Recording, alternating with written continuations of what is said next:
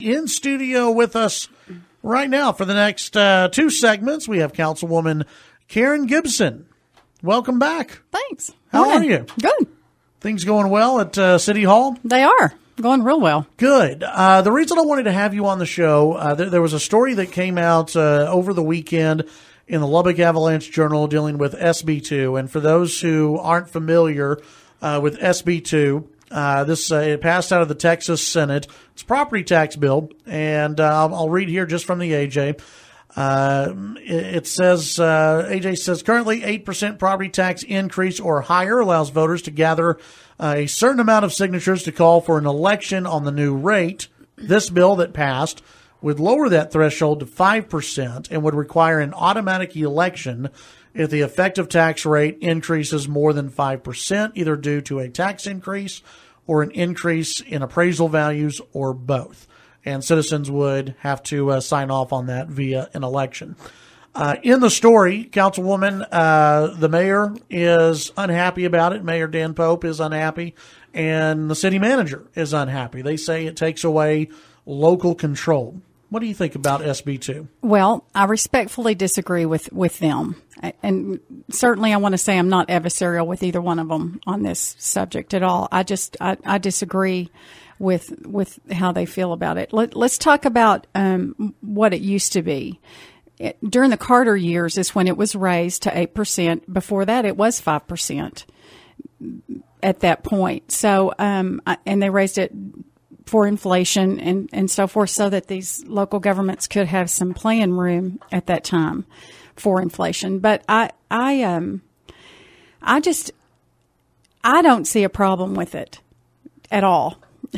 Yeah, I do understand the thought process that it's going to hurt the smaller communities. I do understand that. However, the flip side to that coin is, and I want people to understand, this is my opinion, strictly my opinion. My opinion is it's the taxpayers' money. This is not our money. Yes, you did vote us in to take care of your money. Yes, you did, and we will. And it is our job to take care of it. It is our responsibility to take care of it.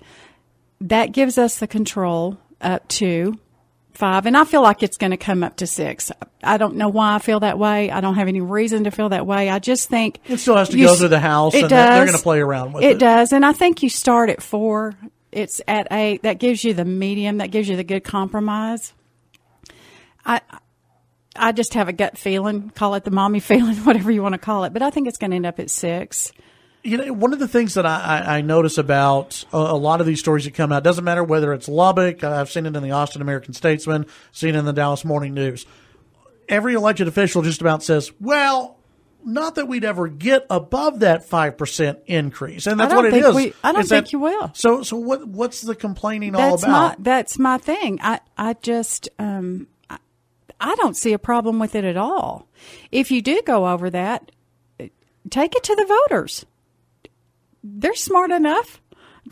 If you've got an issue that's that big anyway, they need to be able to weigh in anyway. I think that's my opinion. Yeah, because if let's say 6%, let's say it does go to 6%, or let's say it stays at 5%, and the effective tax rate rolls to 6%, right, and there's an increase there. Even 5 to 6%, that's still, a good increase, right? For a city, yes, that's still a pretty good amount of money that's coming into the yes, city without triggering an election, right? Absolutely. And I think the smaller communities, the smaller populated counties, cities, or towns are the ones that are going to be more affected by it anyway. I don't know how they would handle that. Obviously, I'm not in that government realm. Right. We're in a larger city, so I don't know how they feel. I have not talked to anybody that's in that smaller community area.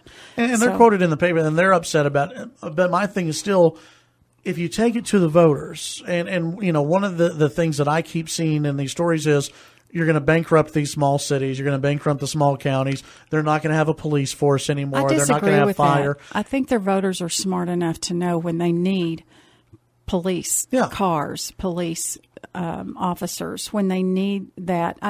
I think they're not. And once again, I want to stress this is simply my opinion, but I think the voters are smart enough to know when their community needs something.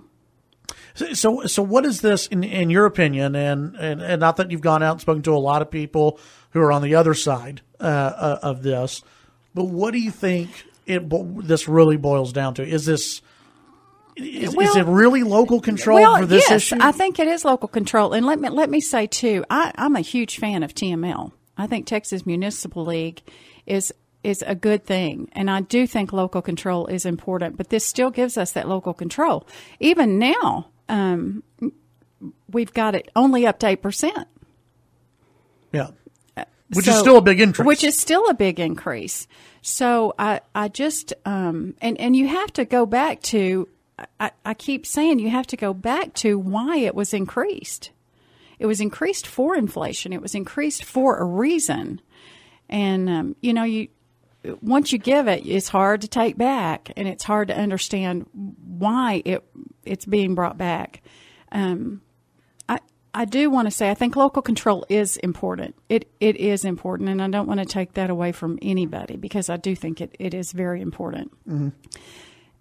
If they start, I've heard the argument that you get the unfunded mandates. Yes, but that's when us as local officials, we start pushing back on Austin and saying, okay, guys, you're giving us these unfunded mandates. That's not fair. You're taking away, and I've discussed this with Representative Burrows. And I told him, you start doing that, you're getting a phone call from me. I'm not coming to Austin. I'm picking up the phone and calling you. But because I think that's when we give the pushback to Austin. You're gonna give us these unfunded mandates, yet you're taking away our ability to handle our fiscal responsibility here. So I think it's a two-way street, but I think we also have to hold Austin accountable. Yeah, but you don't see for SB2 specifically. That's not for the city of Lubbock. Is that a worry? If they're starting to push down mandates to us unfunded. It could be. It absolutely could be. So I think they have to watch it too. The city manager is in the story from the Avalanche Journal.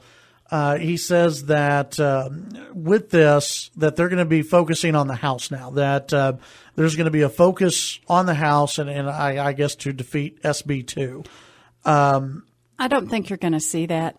Because one of the questions I got was, okay, are we going to have, the way he made it sound is that we're going to have lobbyists from Lubbock or city officials in Lubbock funded by the taxpayers who are going to go down to Austin and arguing against what a lot of taxpayers see as a pretty good bill for them.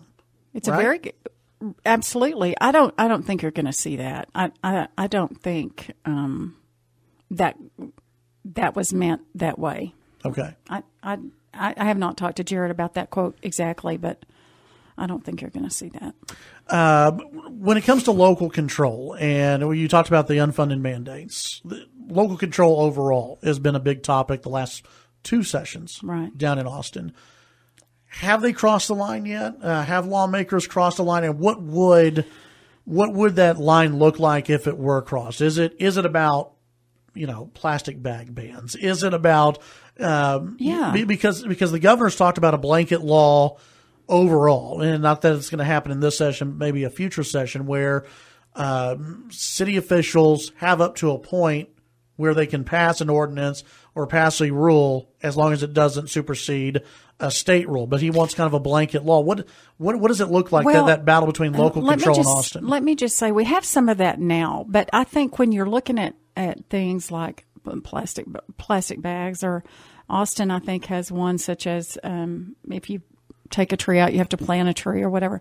What looks right in Austin is not right for us. Lubbock is Lubbock. Austin is Austin. And I don't think you can do that. I think that, to me, is local control. We're Lubbock, and Lubbock people know what's good for Lubbock. Austin doesn't know what's good for Lubbock. And so I think that, and there's a lot of realms to that. Mm-hmm. It's hard to just describe in 10 minutes or 15 minutes. Sure. But But I think local control is important. I think it's important for us to talk to our districts, our people, and find out what's good for our people. I don't think it's good for Austin to say, well, what's good for Houston is good for Lubbock. Absolutely not. Not. Visiting with Councilwoman Karen Gibson. When we come back, we'll have one more segment. We've got some other things to get into. Okay. And if there are any other questions on SB2, Councilwoman Gibson saying, hey, I don't have a problem overall with SB2. Don't have a problem with it. Looks good for taxpayers, and it looks good for the city because, again, the city hasn't gone over that 5% threshold anyway, right? No, we have not. Good for the. It looks to me. It still looks good for the city of Lubbock and for the taxpayers as well. Gets everyone on the same page. We'll be right back. Chad Hasty Show, KFYO. Councilwoman Karen Gibson in studio with me. I wanted to ask you, besides SB2, and I'm glad we had you in because, again, the AJ didn't reach out to you, or it looks like any other council members just talked to the mayor and to the city manager. So I'm glad we have you in to get your opinion on SB2, and we'll see what it looks like coming out of the House. It could look completely different. I want to ask you about something else, and it was in the paper, I guess, a couple of weeks ago, and that was the College Baseball Hall of Fame. You are going to be looking at the future of the College Baseball Hall of Fame, and from the article that I saw, it made it look like, hey, if they don't have everything together, the last contract extension might be the last contract extension. How do you feel about the future of the College Baseball Hall of Fame and yet another, what may be another extension? Well, I've been very candid from the start, and when we gave them this last extension, I was very, very open with them, and this was the last extension if they didn't have everything together. The only thing I was concerned about when Dr. Gustafson gave his speech the other day, or his whatever you want to call it, I told him, I told him, I said, the only thing I'm concerned about is you've got a conditional $1.4 million. And have they not is it a funding issue? Is that what it is? Well, to me it is. Yeah. To me it's a funding issue. I think a conditional $1.4 million concerns me. Yeah. I still don't know what the condition is. So what has to be for you to extend another contract or give them another extension?